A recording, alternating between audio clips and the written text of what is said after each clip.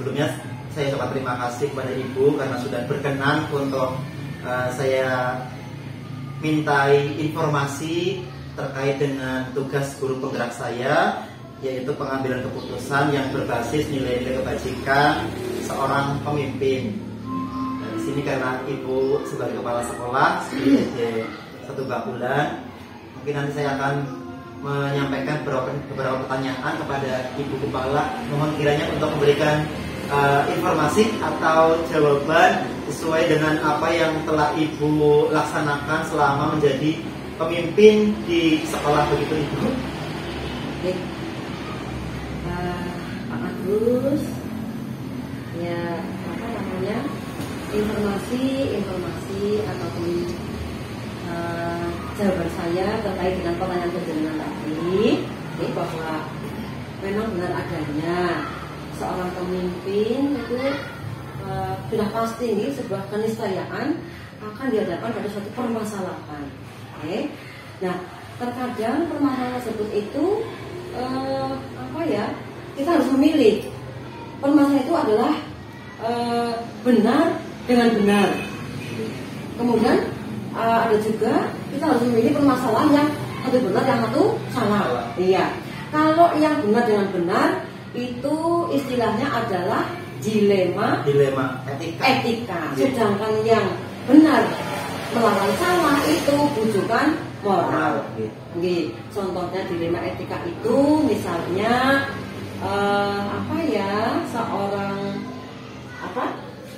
satu ketika misalnya tetangga saya dekat mempunyai hajat, ya, saya diundang.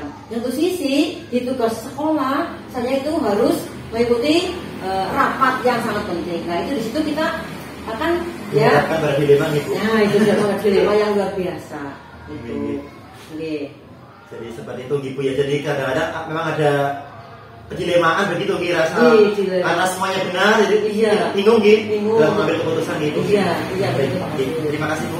Kemudian selama ini Ibu Kepala Sekolah, mohon maaf, bagaimana sih Ibu menjalankan dalam mengambil keputusan di sekolah Ibu, terutama ini untuk kasus yang dimana ada dua kepentingan yang sama-sama benar atau sama-sama mengandung nilai kebajikan begitu Ibu. Ketika di sekolah ada seperti itu, kira-kira bagaimana yang Ibu? Ya, terima kasih Pak Agus. Memang di dalam sekolah itu ada permasalahan yang sama-sama benar. Nah, untuk itu kita seorang pemimpin dalam mengambil keputusan harus sangat berhati-hati dan juga teliti. Jangan sampai kita keliru melangkah dalam mengambil keputusan. Nah, supaya kita tidak salah mengambil keputusan, berhati-hati, kita harus memperhatikan 3 hal, ya Pak Agus, yaitu memutuskan permasalahan itu dalam kira-kira itu melibatkan orang banyak apa tidak. Jadi kita harus berpikir, oh ini yang saya ambil keputusannya adalah melibatkan orang banyak. Berdampak bagi orang banyak. Iya, ataupun berbasis atau berpikir berbasis hasil akhir. Gitu. Kemudian yang kedua adalah memutuskan sesuatu dengan melakukan apa yang kita harapkan orang lain lakukan pada diri kita, ya, atau yang disebut dengan berpikir berbasis rasa peduli, gitu. Dan yang terakhir, yang ketiga adalah kita harus menjunjung tinggi nilai-nilai prinsip pada atau nilai prinsip dalam diri dan berpikir positif, berpikir peraturan, memikirkan sesuai dengan peraturan yang ada. Jangan sampai kita mengambil keputusan tapi menyimpang dari aturan, begitu Pak. Terima kasih Ibu. Kemudian kira-kira untuk langkah-langkahnya atau prosedurnya seperti apa yang biasa Ibu lakukan selama ini ketika menghadapi kasus-kasus begitu Ibu di sekolah yang Ibu pimpin? Ya, saya dalam melakukan pengambilan keputusan itu langkah-langkah yang dapat saya ambil itu saya berpikir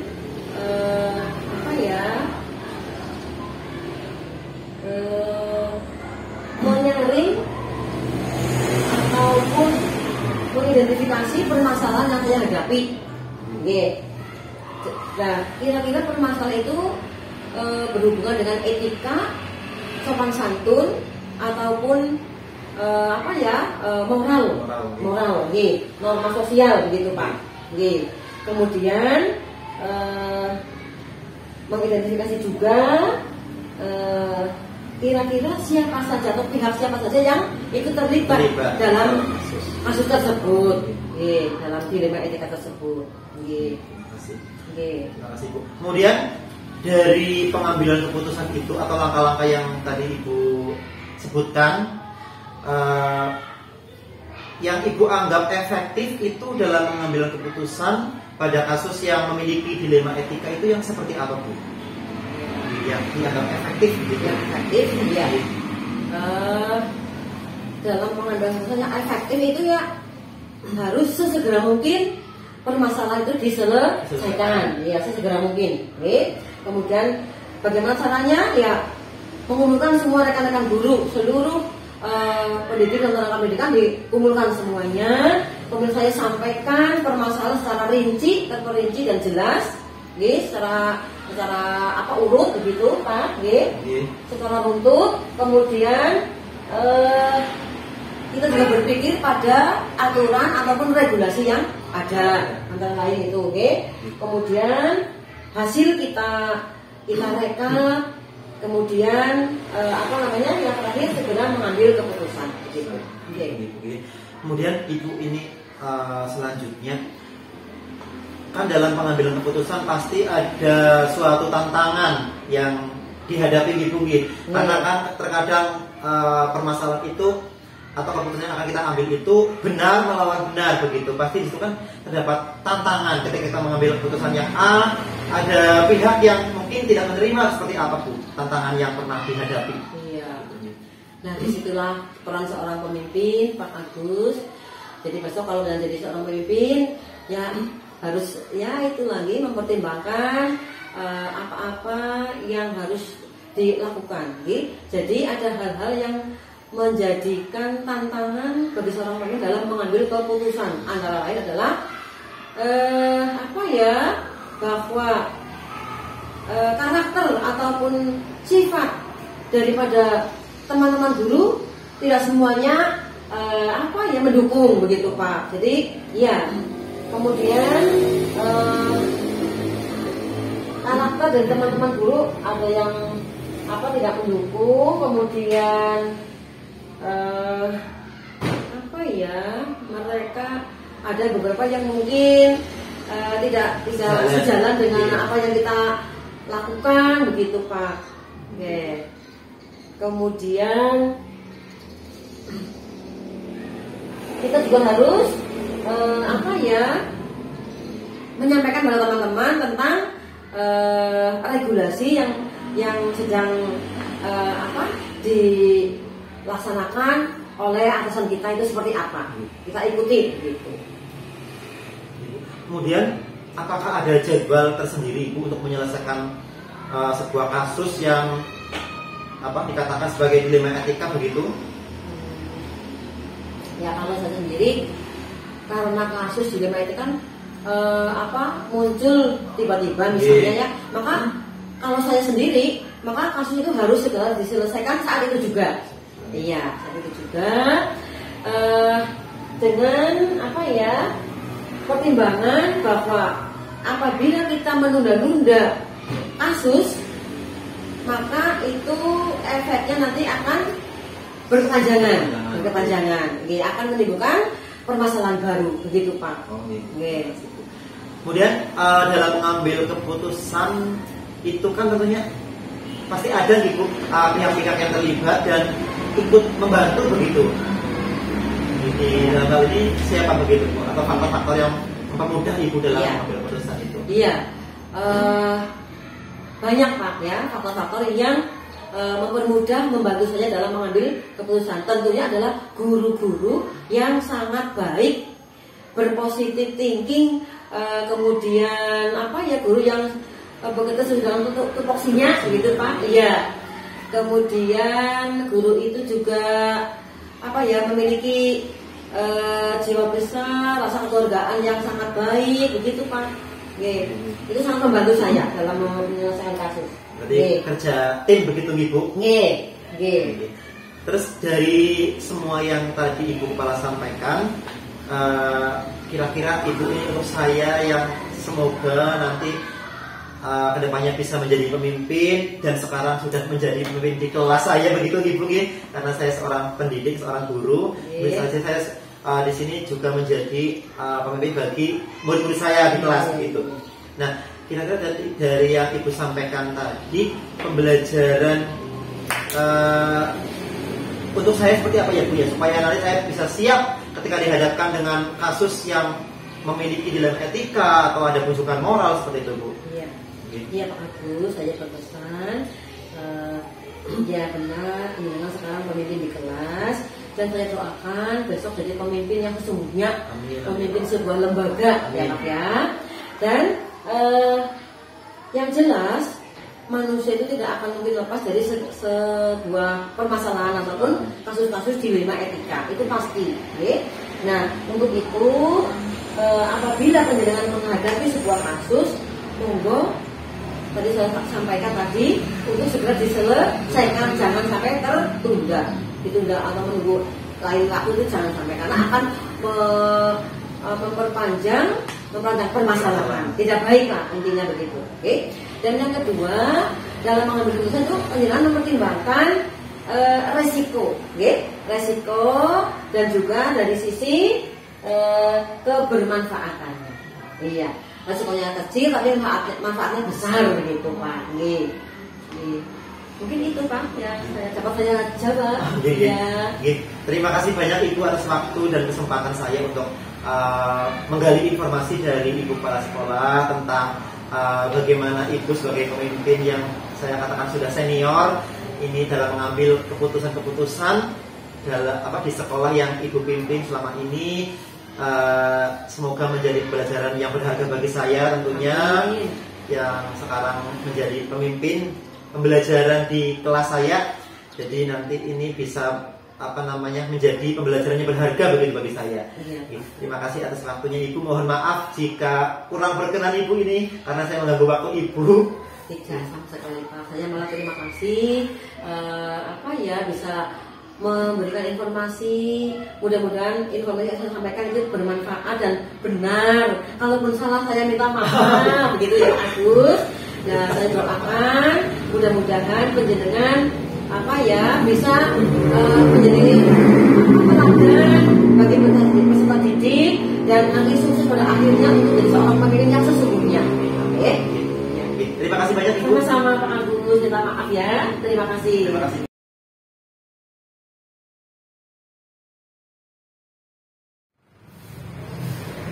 Assalamualaikum Bu Endang. Bagaimana kabarnya Bu? Alhamdulillah. Ini panjenengan gimana? Alhamdulillah. Sehat selalu. Sehat juga. Cuma ini badannya masih kurus. Wah, lebih cuma. Nah, Endang, yang pertama saya mohon maaf karena telah mengganggu waktu dan kesibukan Ibu di sekolah. Yang kedua, saya ucapkan terima kasih banyak atas kesediaan berkenannya Ibu untuk saya wawancarai atau minta informasi. Dalam hal ini, saya sebagai calon guru penggerak angkatan 6 ada tugas berupa wawancara atau menggali informasi dari seorang pimpinan terkait bagaimana seorang pemimpin itu mengambil keputusan yang berbasis nilai-nilai kebajikan. Begitu Ibu. Dan di sini saya milih Ibu karena menurut saya Ibu adalah salah satu kepala sekolah terbaik di Kecamatan Kemangkon ini. Terlebih lagi Ibu sekarang memuji apa? Ini benar adanya Ibu ini. Terlebih lagi sekarang Ibu sebagai kepala sekolah penggerak begitu Ibu. Jadi kalau menurut saya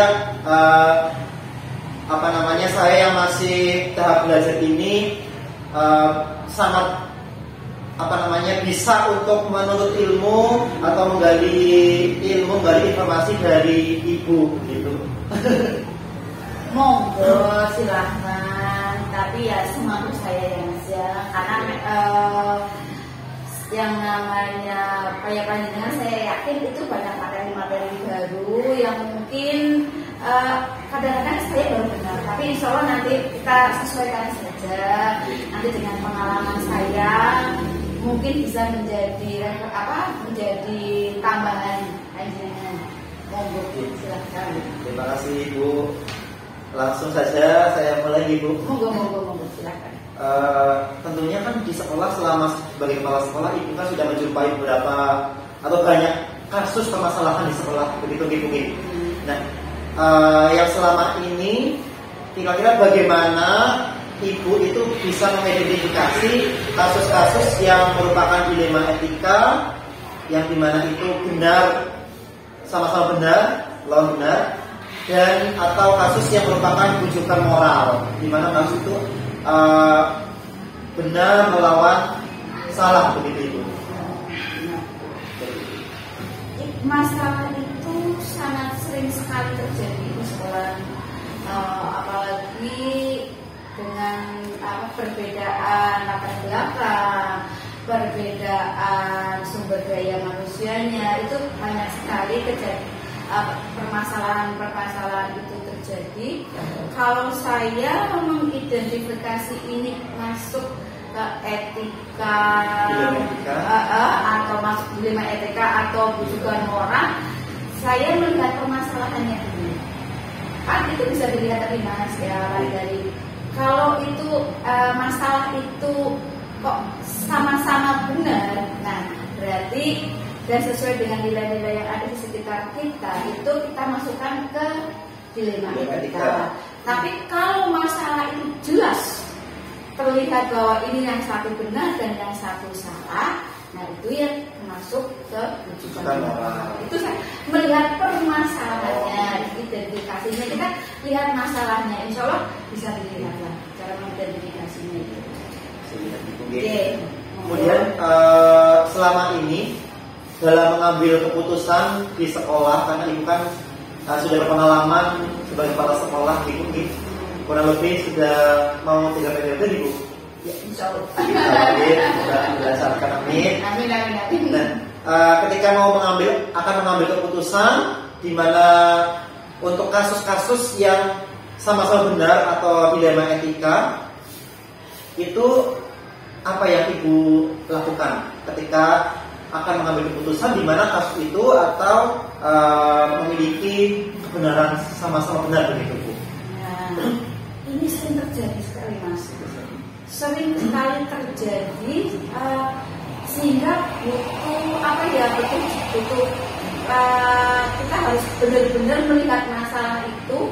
Kita harus memilih dari masalah itu. Yang keputusan yang kita ambil nanti itu yang resikonya paling kecil dan paling bermanfaat bagi orang-orang di sekitar kita atau orang-orang yang bermasalah. Ini yang kita pilih. Tapi memang ini kadang-kadang dilematis sekali. Maka kita harus benar-benar butuh banyak hal yang harus kita pertimbangkan. Tapi akhir-akhirnya kita melihat mana yang dari masalah itu yang nanti efeknya itu lebih kecil. Atau keputusan diambil memiliki resiko kecil. Ya betul, itu maksudnya seperti itu. Dari dua masalah itu resiko yang paling kecil dan yang paling bermanfaat dan paling diterima, insya Allah kan bisa. Mungkin ada satu hal yang harus kita korbankan, itu wajar. Sebuah pilihan tentu ada yang harus kita korbankan, tapi resiko yang paling kecil yang mana? Itu yang kita. Kemudian dalam mengambil keputusan, langkah-langkah yang Ibu lakukan seperti apa Bu? Bila mana menjumpai kan pasti ada masalah yang suatu masalah, kemudian kita akan mengambil keputusan. Kemudian kalau kita pikirkan pasti ada beberapa pilihan. Setiap keputusan pasti ada, tidak hanya langsung menuju ke saya milih A atau saya milih B. Pasti di antara keputusan satu dengan yang lain ini sama-sama benar. Nah, kira-kira langkah-langkah ibu dalam mengambil keputusan seperti apa? Kalau berdasarkan pengalaman saya, mungkin ada yang tahapannya nanti ada yang saya lewatkan. Yang pengalaman saya itu saya harus melihat masalah ini bertentangannya dengan nilai yang gimana. Ini maksud masalah apa sih? Kita mengidentifikasi masalah ini. Setelah itu, kedua kita melihat siapa sih yang terlibat di sini, siapa yang terlibat dalam permasalahan itu. Nah, itu biasanya kita lihat. Setelah itu kita nanti akan kita cari dah. Masalah ini terjadi itu diawali dari siapa sih? Apa sih sumbernya? Mencari fakta-faktanya apa? Terus apakah tahap berikutnya? Nah, ini bertentangan tidak dengan nilai-nilainya? Nilai-nilai yang ada di sekitar kita. Kalau memang tidak ya, maka ya. Terus setelah itu tentunya kita mengambil keputusan. Keputusan itu tentunya ya harus kita lihat. Ini juga harus ada pertimbangan dari teman-teman, ada musyawarah, ada narasumber, pihak-pihak yang terlibat. Itu kita masukkan. Nanti setelah masalah ini selesai, itu biasanya juga saya melakukan refleksi. Supaya kalau ada permasalahan ini ke depan, itu saya pernah seperti masalah ini pernah terjadi, nanti bisa menjadi referensi saya untuk ke depannya. Oh, yang kemarin kan kadang-kadang belum tepat. Oh, nanti kalau ke depan ada masalah ini lebih tepat, saya harus ambil keputusan ini. Itu, tapi yang mungkin itu saya untuk beda dengan orang-orang lain. Tapi insya Allah ya hampir sama seperti itu lah. Intinya diambil adalah keputusan yang terbaik ketika betul, yang terbaik. Kemudian dalam mengambil keputusan selama ini yang ibu anggap efektif pada kasus yang memiliki dilema etika itu yang seperti apa, Bu? Maksudnya gimana? Kita kalau dalam mengambil keputusan itu mungkin seperti yang tadi ibu sampaikan, ketika keputusan itu dianggap efektif itu bila mana apa begitu? Ya, bila itu memang sesuai tadi memiliki resiko yang kecil dan bisa diterima oleh sebagian besar pihak, dan itu bisa meminimalisasikan lah resiko yang kita hadapi. Karena kan kita sebagai seorang pimpinan bila menghadapi suatu masalah kan harus kita pertimbangkan juga apakah risiko ini ada yang harus kita pertimbangkan masyarakat, murid, guru, atasan kita, terus orang-orang yang berkepentingan di dunia pendidikan itu harus kita pertimbangkan. Yang jelas intinya kita ambil risiko yang paling ini. Tuh, kalau ini permasalahannya dilema etik ya. Kalau bukan moral beda lagi. Bisa melihat itu. Beda lagi. Kalau memang dilema etik itu memang benar-benar kita harus jeli. Karena sama-sama benar mungkin. Benar. Mungkin ada yang dalam sekarang ini bermanfaat tapi kedepannya memiliki resiko begitu juga ada. Makanya kita kadang-kadang, nah ini seperti ini. Kadang-kadang kita jujur ada lurus itu, tapi ternyata tidak pas, tidak ini benar tapi tidak adil. Kadang-kadang itu loh. Sesaat ini pas untuk saat ini tapi ke depan banyak hal-hal yang harus kita pertimbangkan. Kadang-kadang kan ada sesuatu masalah itu benar, tapi istilahnya tidak pas juga. Nah itulah kalau dilema etik dan benar-benar harus kita benar-benar harus kita pahami. Dengan jeli gitu. Kemudian selama ini dalam mengambil keputusan pasti ada lah ibu pihak-pihak yang atau tantangan-tantangan tersendiri. Mungkin ada rekan yang kurang setuju dengan keputusan yang akan ibu ambil. Ketika sudah musyawarah, ternyata di sini sudah setuju, ternyata ada pihak lain mungkin yang bertentangan begitu. Jadi selama ini ibu alami tantangannya seperti apa, Bu? Pernah mengalami tantangan semacam apa dalam mengambil sebuah keputusan dalam mengatasi permasalahan atau kasus? Iya, banyak sekali tantangannya. Apalagi kalau masalah itu dengan dilema etiknya itu karena kadang-kadang ada sebuah masalah sama-sama benar, kita harus ditutup untuk menentukan. Nah makanya kita kerjasama satu tim itu sangat penting. Kerjasama satu tim juga kita harus mencari sumber-sumber yang memang sesuai dengan permasalahan itu. Apakah ini permasalahan yang sesuai dengan hukum atau bersentuhan dengan etika yang kita, karena kan setiap wilayah punya peraturan masing-masing. Nah itu kita harus pertimbangkan. Memang untuk menyelesaikan permasalahan ini, kompetensi kemampuan sosial kita benar-benar ditantang. Kita harus pakai, ya intinya kita harus selalu belajar dan tidak lepas dari kita harus bekerja sama dengan lingkungan kita, dengan masyarakat sekitar, dengan atasan kita, dengan sumber-sumber yang ada. Mungkin insya Allah kita akan menemukan masalah. Tapi ya kalau masalah dilema itu ya tentu ada satu pihak yang akan dirugikan. Tapi sekali lagi seperti yang di awal, ya kita mencari penyelesaian yang resikonya lebih kecil. Ya kita beri pemahaman pada orang tersebut bahwa sebuah keputusan itu kadang-kadang ada yang menyenangkan seseorang, ada yang tidak. Tapi kita sebagai seorang pimpinan ya harus mempunyai ketegasan. Kalau kita pemimpin yang sana ke sini, akhirnya nanti masalahnya tidak akan selesai. Harus ada ketegasan. Apabila kalau kita sudah yakin itu memang sudah. Tapi ya ada butuh pertimbangan juga.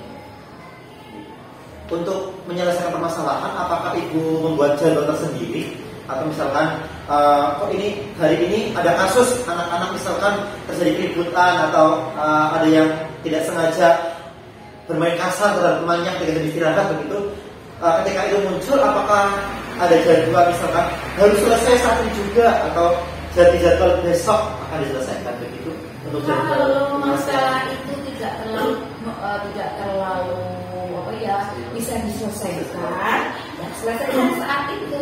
Tapi kalau masalah itu membutuhkan orang lain, membutuhkan pihak lain, ya tentu kita jadwal untuk kan kadang-kadang ada masalah yang harus kita selesaikan itu dan harus kita nanti sosialisasikan dengan masyarakat itu, karena kadang-kadang kan anak sekarang kan kadang-kadang ada masalah itu kan melibatkan orang tua pasti. Tapi kalau memang masalah itu kita pandang bisa selesai saat itu, ya kita selesaikan. Tapi kalau memang ada yang masalah ini agak besar dan melibatkan orang banyak, ya kita tentu atur jadwal. Kita harus menyesuaikan sesuai dengan orang-orang yang akan kita undang. Gitu. Menyesuaikan permasalahan.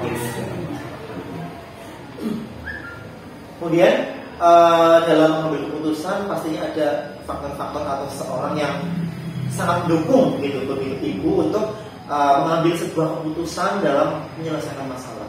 Kira-kira yang selama ini Ibu alami faktor-faktor atau orang-orang yang mendukung Ibu dalam mengambil keputusan itu apa saja dan siapa saja begitu?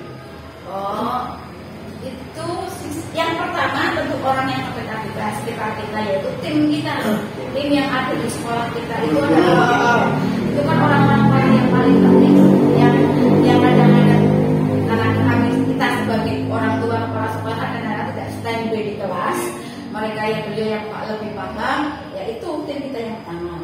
Tapi kalau masalah itu membutuhkan orang lain pihak ketiga, tentunya saya akan berkomunikasi dengan teman sejawat saya. Kan biasanya ada permasalahan yang bisa terjadi di SD lain, saya bisa minta pertimbangan dengan masalah yang sama itu dengan teman sejawat. Kalau ini masih itu yang bisa nanti saya komunikasi dengan atasan kita di tingkat kecamatan, kabupaten, itu yang jelas kita butuh kerjasama dengan semua pihak. terutama juga tidak dilupakan adalah komite sekolah. Ini yang sangat penting dan paguyuban sekolah. Ya kadang-kadang juga dilupakan gitu oleh sekolah. Itu yang penting. Padahal mereka beliau-beliau itu adalah orang-orang yang terlibat langsung. Iya, berperan gimana itu? Makanya itu kita libatkan karena mereka adalah jembatan kita dengan masyarakat. Kalau ada beberapa masyarakat yang langsung dengan kita agak heboh, bisa dengan paguyuban, dengan komite. Nah ini intinya kita butuh semua pihak kerjasama. Tapi yang paling penting itu adalah tim kita, tim di sekolah, guru-guru kita, teman-teman kita, keluarga kita. Kemudian ini Ibu, yang terakhir mungkin ketika tadi dari awal Ibu sudah menyampaikan bagaimana Ibu mengambil keputusan dari sebuah permasalahan, mungkin di situ pasti ada pembelajaran yang bisa dipetik begitu Ibu dalam langkah-langkah mengambil keputusan atau dalam menyikapi sebuah permasalahan untuk bagaimana kita ambil keputusan atau jalan terbaiknya. Mungkin bisa diceritakan, mungkin juga untuk pengalaman saya nantinya, karena sekarang kan saya juga sebagai pemimpin di kelas saya gitu, mungkin belajar di kelas, mungkin bisa untuk bekal saya juga nanti ke depannya, semoga bisa mengikuti jejak Ibu sebagai pemimpin sebuah sekolah begitu. Amin, saya doakan. Karena dia adalah bekal panjenengan ke depan menjadi seorang pemimpin kan, karena jenjang panjenengan masih luas, masih panjang. Kita butuh karir, kita juga butuh. Kita butuh memikirkan keluarga, memikirkan diri kita sendiri, karena kita juga dituntut untuk selalu meningkatkan profesionalisme. Kalau apa yang panjenengan sampaikan itu intinya seperti ini. Sebuah masalah itu pertama itu kita landasi dengan agama kita dulu. Kalau insya Allah kita matang, keagamaan kita kuat, bimbingan kita juga kuat, insya Allah kita akan bisa memenangkan masalah ini. Dan kita harus menanamkan karakter, tidak hanya karakter di anak-anak kita, tapi juga teman-teman kita, untuk selalu mengingat karakter yang sesuai dengan norma-norma yang ada di sekitar kita. Nah itu, ya dari itu memang permasalahan seperti itu sering sekali terjadi. Permasalahan yang kadang-kadang menuntut kita untuk berpikir secara lebih teliti, menyelesaikan masalah sehingga semua terlayani, kebutuhan siswa, kebutuhan masyarakat itu terlayani, perasaan mereka, lingkungan kita juga nyaman. Karena apabila ada sebuah masalah tidak kita selesaikan dan tidak memfasilitasi semua, itu akan seperti waktu ya, yang satu saat akan muncul kekecewaan itu akan, yang saya yakin itu nanti semua akan berimbas pada kegiatan kita. Panjenengan tidak akan nyaman di sekolahan, siswa juga tidak nyaman. Pak guru ini kasih. Kalau level panjenengan, ibu kepala sekolah tidak bisa mengambil keputusan yang bijak, itu kan akhirnya tidak nyaman dan itu akan mengganggu kegiatan kita. Itu sangat penting banget. Kita tadi ini saya saja diingatkan kembali. Oh iya kita memang harus punya kebijaksanaan supaya dapat menyelesaikan masalah itu yang bisa melayani semua orang, tidak bertentangan dengan norma-norma agama kita, norma-norma di masyarakat kita dan hukum di negara kita. Tapi ya itu memang butuh kematangan jiwa. Itu. Ibu, terima kasih sekali. Itu adalah pembelajaran yang sangat baik dan sangat bagus. Insya Allah akan selalu saya ingat untuk bekal saya sekarang dan juga di masa yang akan mendatang, dalam mengambil sebuah keputusan pada suatu permasalahan. Karena sebagai manusia kan pasti kita tidak lepas dari namanya masalah, mungkin masalah pribadi atau masalah keluarga atau mungkin masalah dalam sekolah begitu pasti ada seperti itu. Jadi kayak tadi dari awal sampai akhir Ibu sampaikan, ini menjadi pembelajaran juga bagi saya bagaimana nantinya saya bisa menyelesaikan sebuah permasalahan dalam mengambil keputusan harus yang seperti apa begitu. Ya, saya hanya mendoakan semoga ke depan lagi dengan menjadi seorang calon pemimpin. Calon pemimpin itu yang memiliki kematangan jiwa sehingga bisa apapun yang akan kita hadapi, insya Allah lah semua itu akan ada jalan keluarnya. Dan ya itu semua akan berproses. Pengalaman itu sangat kita butuhkan. Monggo lah, saya yakin panjenengan ke depan bisa lebih baik dari kami yang sudah tua. Apalagi panjenengan ini dapat ilmu kan, ada ibaratnya sudah diberi ilmu dari awal menjadi calon-calon kepala sekolah. Kalau kami kan seperti saya ingat, kepala sekolah itu tidak ada sekolahannya. Nah ini kalau panjenengan kan minimal dibekali dengan teori, nanti panjenengan terangkan di kelas dulu. Nanti kalau kelasnya sudah lulus kan dengan dulu. Amin. Enggak lah, ke depan insya Allah menjadi seorang pemimpin yang bagus. Begitu Bu Endang, terima kasih banyak atas waktunya, atas kesediaannya, dan mohon maaf sekali ini kedatangan saya ke sini mengganggu waktu Ibu, mengganggu kesibukan Ibu di kala-kala mungkin supervisi atau yang lain sebagainya, saya mengganggu waktunya, mohon maaf sekali Bu. Dan saya ucapkan banyak terima kasih. Sama-sama. Jangan kapok Ibu. Kalau saya bisa, insya Allah, karena ilmu itu kan tidak akan habis diberikan pada orang. Karena kita kalau saling berbagi seperti ini, saya juga dapat ilmu dari panjenengan. Oh ini tahu maksudnya. Saya dapat ilmu juga dari panjenengan. Ilmu itu tidak harus dari orang yang lebih tua, ilmu juga dari yang muda bisa. Begitu, terima kasih Ibu. Terima kasih juga. Assalamualaikum. Moga-moga. Assalamualaikum.